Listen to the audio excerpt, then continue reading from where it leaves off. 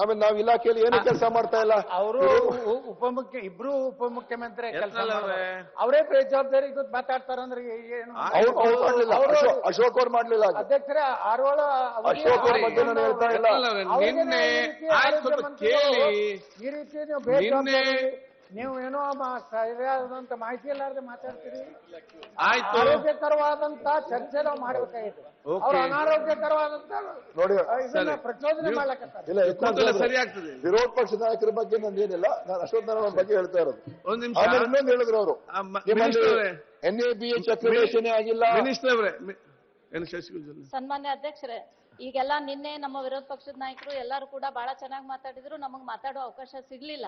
ಆದ್ರೆ ನಾನು ಸಚಿವರಲ್ಲಿ ವಿನಂತಿ ಮಾಡ್ಕೊತಾ ಇದ್ದೀನಿ, ನೀವು ಮಾಡ್ತಾ ಇದ್ದೀರಾ, ಬಟ್ ಆದಷ್ಟು ಬೇಗ ಮಾಡಿ. ನಮ್ಮ ಕರ್ನಾಟಕ ರಾಜ್ಯದ ಬಾಣಂತಿಯರ ಸಾವು ಮತ್ತು ಮುದ್ದು ಕಂದಮ್ಮಗಳ ಸಾವು ಇದು ಎಷ್ಟು ಬೇಜಾರು ತರುತ್ತೆ ಅಂತಂದ್ರೆ ಆ ರೀತಿ ಆಗ್ಬಾರ್ದು ಅಧ್ಯಕ್ಷರೇ. ಹಾಗಾಗಿ ಅದಕ್ಕೆ ಸಮರ್ಪಕವಾದಂತ ಉತ್ತರ ಕೊಡ್ಬೇಕು ಅಂತ ಹೇಳಿ ನಾನು ಕೇಳ್ಕೊತಾ ಇದ್ದೀನಿ. ನಾನು ಅದಕ್ಕೆ ಹೇಳಿದೆ, ಮುಖ್ಯ ಸಬ್ಜೆಕ್ಟ್ ಆಮೇಲೆ ಬರ್ತೀನಿ, ಫಸ್ಟ್ ಕ್ಲಾರಿಫೈ ಮಾಡ್ಬಿಡ್ತೀನಿ ಅಂತ.